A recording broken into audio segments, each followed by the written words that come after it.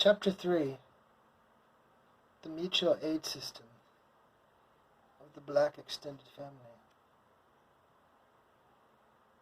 Although the dominant family figure is more likely to be a woman, a man may serve in that role in the capacity of stabilizer. The mutual aid system. The economic interdependency of family members is a major element in the extended family structure. Many have no choice but to depend on relatives for economic assistance. Others maintain a stance of economic dependency out of habit, or to ensure that aid will be available if they need it. The built-in mutual aid system is, in black extended families, like the dominant family figure, is a major survival component. Without this mechanism, the extended family structure would be jeopardized. Mutual aid systems in black families can be traced back to slavery. Slaves had to depend heavily on mutual cooperation in order to survive.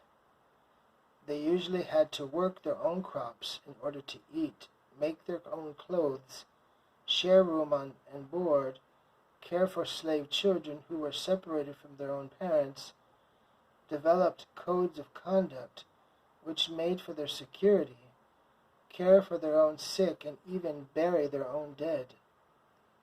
After emancipation, former slaves made massive efforts to reunite with spouses, children, and other relatives from whom they had been separated during slavery. The economic plight of black people since the days of slavery, we contend, has made for the continuing development of the mutual aid system in the black family. And that system, in turn, has drawn family members together around an extended family base. We believe that the black extended family has been significant for the economic and emotional well-being of millions of black people over the generations. Our observations of modern black families confirm with this historical background. Financial support.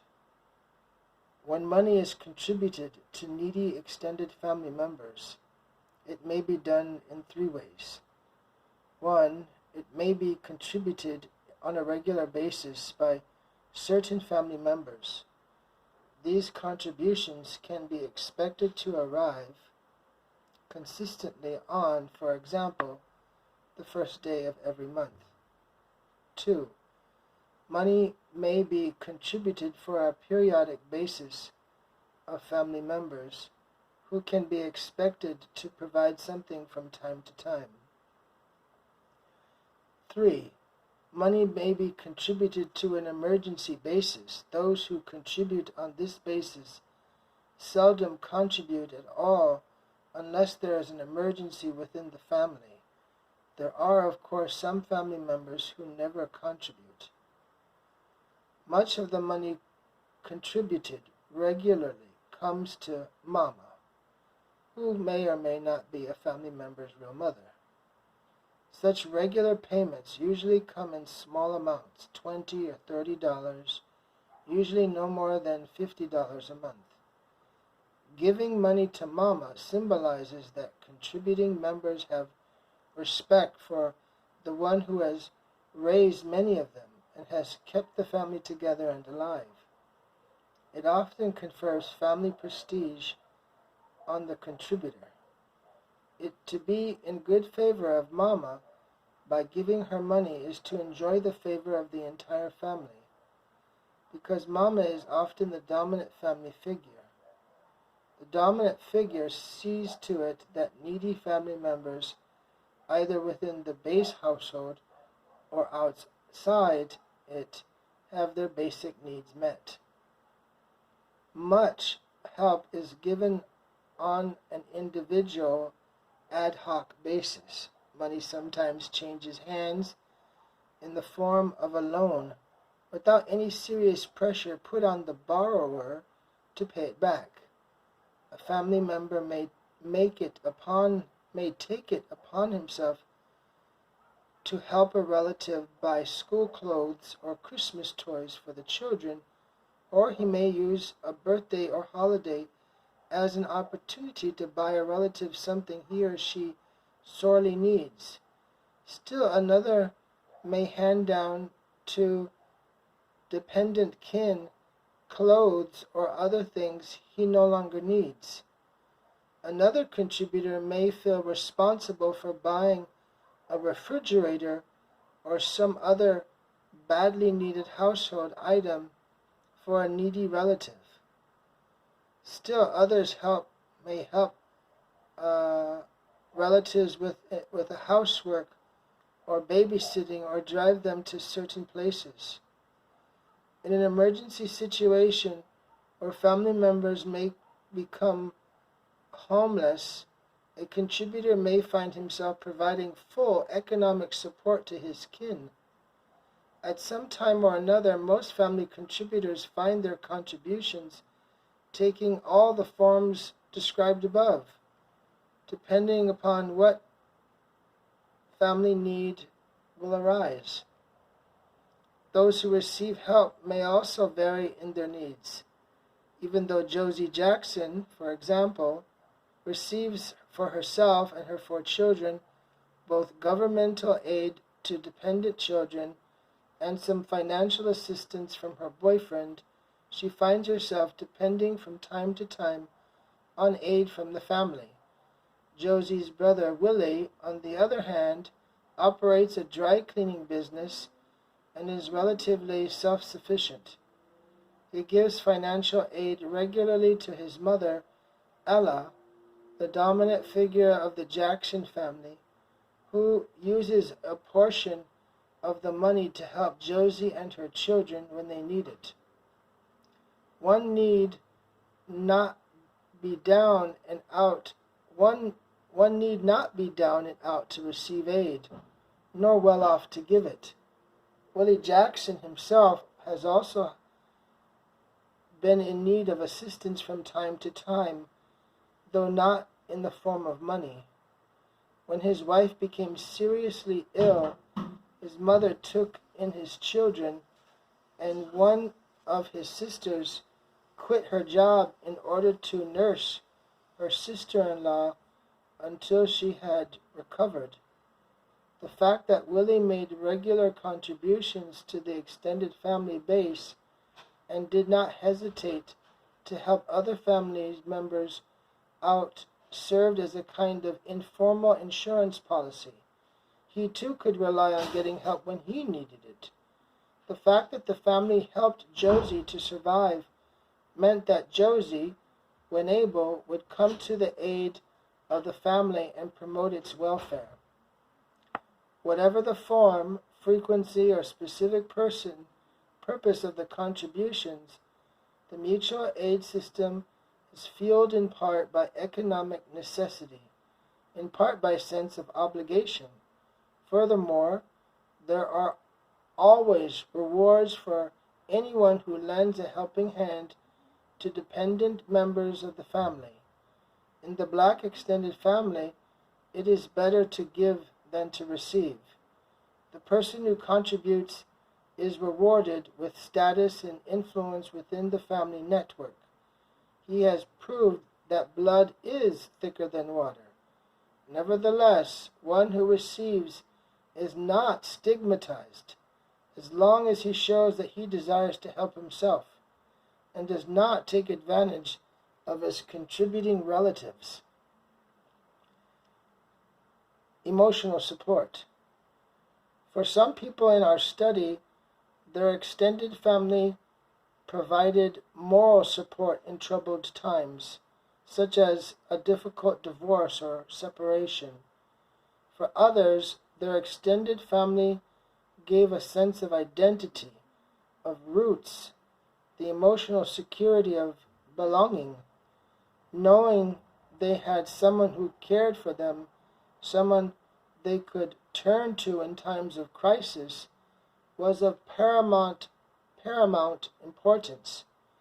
Economic aid often took an emotional as well as a financial load off the backs of family members. Some said that not having to worry about whether they would be tossed out into the street or whether their kids were going to eat kept them from insanity. Although some hang on to the extended family purely out of economic need, and others because they feel unable emotionally to get it to go it alone, both the economic and the emotional support pulls the extended family together, closer together. There are some who cling simply because they are kin, and kin are known to stay around one another. Income scarcity and complexity. The total income for an extended family such as the Romans, 72 members, may be about $130,000 a year. This money is not, of course, placed in a pool from which shares are distributed equally according to need. Some sub-extended families may be living comfortably while others are close to destitution. Family members with good incomes may contribute less to needy kin than do family members with low incomes, depending on their sense of family obligation and what they have to do with their own money. Those with good incomes may not always use it wisely and may find themselves leaning heavily on scanty incomes, make do with what they have. Others may find that they need all of their income to meet their own needs. Still, others may let some of their needs go unmet in order to help needy kin. Since extended family members are sheltered under several roofs and may be many miles apart from one another, it is difficult to assess the needs of every household. Income from old age pensions, public welfare grants, and low-paying jobs is not enough to keep most family members from living in poverty. The mutual aid system does, however, allow needy family members to have some, and sometimes all, of their needs met. It fosters a sense of family togetherness and some economic security. Because of this, one family member felt seriously that if social planners and policy makers really understood the black extended family, they would propose tax exemptions for family members contributing to the support of relatives other than those in their household or their own nuclear family dependents.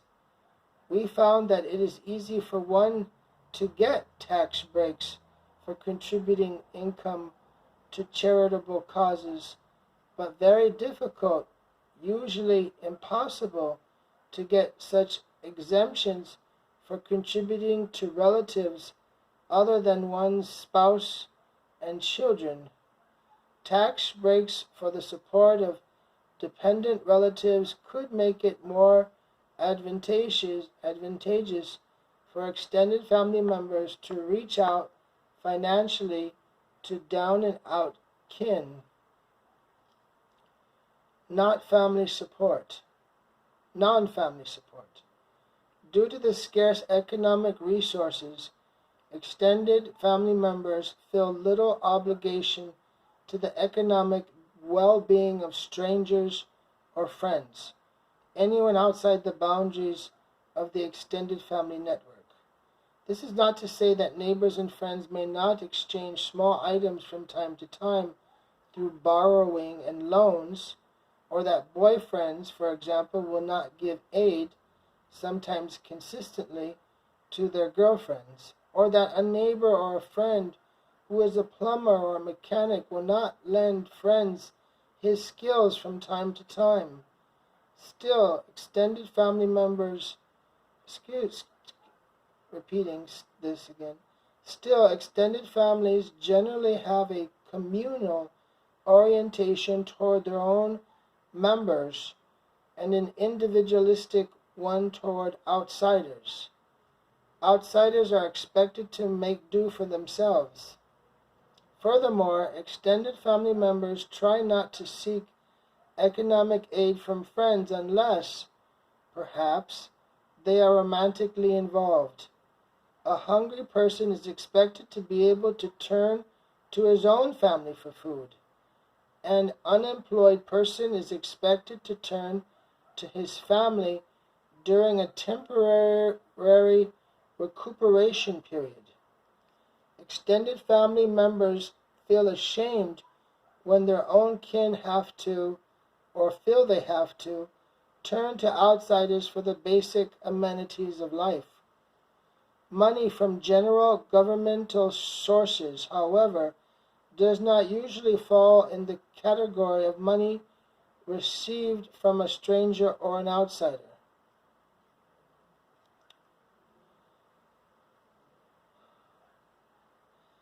Strains. Though the extended family tends to make good use of its scarce resources, it often finds itself overburdened in some sectors of its network. This overload causes a strain which may be felt throughout the extended family. For some sub-extended families, for example, buying school clothing for the children can present that kind of strain. Strain occurs when a family member who is regularly contributing has to withdraw his contributions, or not only has to withdraw them, but may himself come to rely on the extended family for support. Economic as well as emotional strain occurs when a family member begins to exert demands on the family that cannot be met. This happened in the Roman family when Oliver consistently sought financial aid from the extended family base and found numerous opportunities to burden Millie with his children. Family members became angry at Oliver because they felt that Millie was doing more than enough by babysitting for him while he and his wife worked. Oliver must have realized that to seek more aid would be risking further family tension, for he made fewer demands and the tension subsided. The extended family feels the strain when members who are expected to provide aid are reluctant to do so, or find it difficult to do so without frustrating their individual aspirations.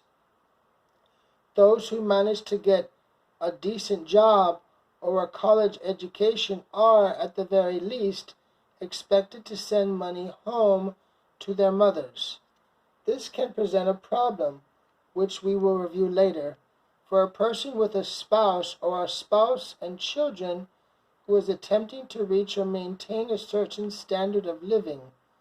Stress, even hostility, occurs when a family member feels his contribution is going to someone who does not need it or whom he dislikes. He may feel that the dominant family figure, however good his or her intentions, is borrowing from Peter to pay Paul. Others may feel cheated who demand more than they need or deserve.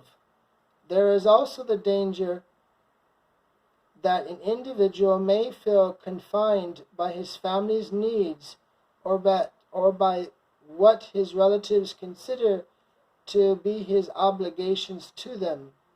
Ruth Stevenson, for example, gave her mother money for 5 years to set aside for her college education. Not until she finished high school did Ruth learn that her mother had spent the money trying to help Ruth's older sister manage while her husband was in prison. Although Ruth understood that her mother and her sister needed the money, and that her mother's attempt to replace it were genuine, she became disillusioned with her family. She separated from them and seldom goes home to visit. Crisis. The extended families we observed usually operate at peak level, that is, they just get by, as one dominant family figure explained. Thus, when family members, for whatever reason, attempt to push the extended family beyond its peak, tension is bound to arise.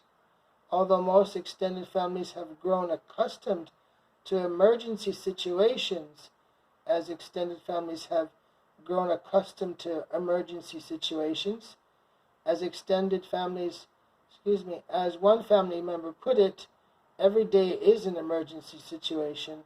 A crisis can shake family members throughout the extended family network. The Appleton family provides an illustration. When Edith Appleton, the dominant family figure, died, the family wanted to give her a decent burial. They thought she had left a burial insurance policy, but found she had cashed it in to help a relative get through an emergency situation. A collection among family members yielded an amount far short of burial costs. As days after day went by with Edith still not buried, the tension grew until it caused a few irreparable rifts within the extended family network.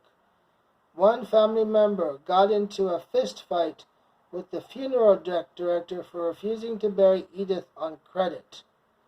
Then a white man for whom Edith had worked for several years stepped forward and volunteered to defray the expenses. His verbal guarantee to the funeral director that expenses would be paid was readily accepted. In order to put down a feeling of shame, family members saw the white man's help as a loan to the family, which would be paid back immediately, though a couple of the younger ones saw his help as reparations for the years of underpaid work Edith had given him. At any rate, 10 days after her death, Edith Appleton was laid to rest. This extreme situation caused splits in the Appleton extended family.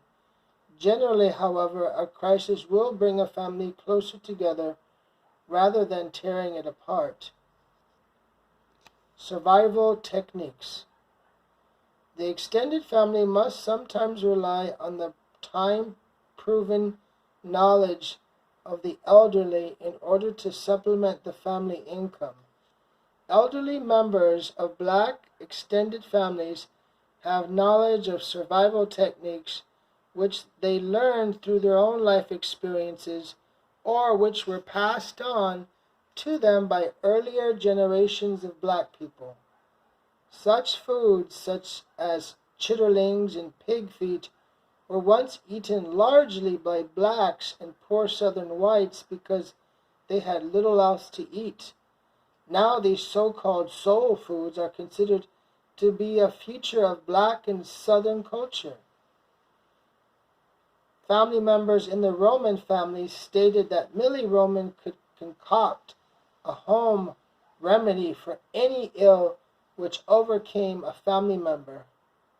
A spoonful of sugar mixed with coal oil for colds, flour mixed with water for diarrhea, butter for small burns, hot lemon tea, and good bourbon for colds, baking soda for stings, burns, and bad breath, and different herbs for a variety of ills. Members of the Slater family remember that they could have frozen to death one winter had it not been for Pipe Slater, the dominant figure, and his wife. Pipe heated bricks, wrapped them in rags, and placed them under the mattress or the floor pallets. The heat from the bricks kept them warm until they fell asleep, and then awakened to a hot fire which Pipe made in the coal and wood stoves. Coats, pants, newspapers, and so forth took the place of whatever warm bed cover they did not have. Paper and rags were stuffed in air holes in the house and used to close up broken windows. Since they could not afford to buy coal and wood for the stoves, they had to burn old furniture and boards torn off from the outer parts of the house, from the rafters, and from the floors. Afraid that before winter was over, they would burn their house from around them, pipes later would scrape tar from the road and use that for fuel. One family member told us that pipe burned up the pavement of nearly an entire street that winter. The children used rags for gloves and head scarves and stuffed rags and paper into their shoes in order to keep warm on the way to school. They hated that, but they were encouraged by the fact that neither Pipe nor his wife complained about their plight or blamed anyone for it. They simply did what they felt they had to do. The Marshall family had a method of dealing with rats, mice, and bedbugs. In order to keep children from being afraid of rats and mice, which at one time were so numerous in their household that they would crawl in bunches over the beds at night, Lily Marshall made the children's game of catching these pests. She managed to buy each child in the family a rat and mouse trap as a Christmas present and told them that one who caught the most mice and rats during any given week would receive a reward, such as an extra piece of pie for dessert, some candy, or the like. The children were so busy competing with each other for the prize that they lost all fear of the rats and mice. In order to protect the children from bedbug bites, Lily put cotton in their ears to keep the insects from crawling inside. Then she would rub them down with coal oil and alcohol to keep the bedbugs away. The children, Lily said, complained that their ears were so stuffed with cotton that sometimes they could hardly hear their rat and mice traps go off. Carrie and Maxine, two elderly members of the Henson family, were masters at preparing survival meals. They could make a variety of meals from the cheapest cuts of meat and the starchiest foods. They raised huge gardens every year and preserved fruits and vegetables to be sent to family members all across the country. There was a cardinal rule in most extended families that no matter how many collectors are banging at the door, there should always be some food on the table. Although survival techniques may help families supplement their income and deal with the crisis situations, aged family members we talked to feared that the old techniques were being abandoned by young people and would drop out of use. Assurance, a goal. The extended family is not just a mechanism for the survival of its members. It assures its members that they will not have to resort to begging, stealing, prostitution, or other such means in order to make it. It is not always successful, however. Though the mutual aid system gives family members the assurance that they will not be deprived of basic necessities, it can do little to move them beyond a decent survival level. The extended family is not equipped with the economic resources to assure members even a modicum of success in the dominant society. Indeed, the extended family is considered to be a defunct institution in industrial America. Anything family members get beyond food, clothing, shelter, emotional support, encouragement, and love largely depends on resources, especially financial resources, other than those coming from the extended. Anything family members get beyond food, clothing, shelter, emotional support, encouragement, and love depends largely on resources, especially financial resources, other than those coming from the extended families. This inability poses a dilemma for the extended family. Its desire is to have adult family members and their dependents economically self-sustaining. In reality, it is virtually helpless in moving its members to the realization of this goal. The best it can do is to encourage family members to seek means of making it economically on their own and teach them the value of work, etc. Yet some family members become so dependent on the economic security of the extended family that their initiative to become self-dependent is thwarted by the very people who want to foster that initiative. No security budgets. The mutual aid system gives many extended family members in our study some feeling of security even when living off what one family member described as no security budgets, living without any savings, without any or without adequate health and life insurance, without property and sometimes without jobs. Many have grown accustomed to feeling secure without actually being secure. They are masters of living from day to day, from mouth to mouth, or from welfare check to welfare check. This is not to say that extended family members live only for the moment. Most have high hopes that the future will be better, since it cannot be any worse. Because many are not fully satisfied with their present condition, they are future-oriented as well as past and present-oriented. But they have no cash reserved for future events like buying a house, or sending someone to college, or going on vacation abroad, owning stocks and bonds, or otherwise participating in the business economy of America was virtually unheard of in the extended families we studied. Most extended families members spend their income for immediate consumption purposes and have no surplus for the future plans or emergencies. Because extended family members have some assurance that they can depend on relatives, they seem generally to believe that if they are sick, somehow they will be cared for.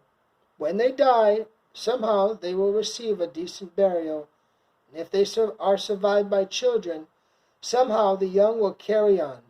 Since few are expected to leave any money or property or even a will, they try not to let lack of insurance, inability to pay bills or rent on time, or other economic concerns get them down.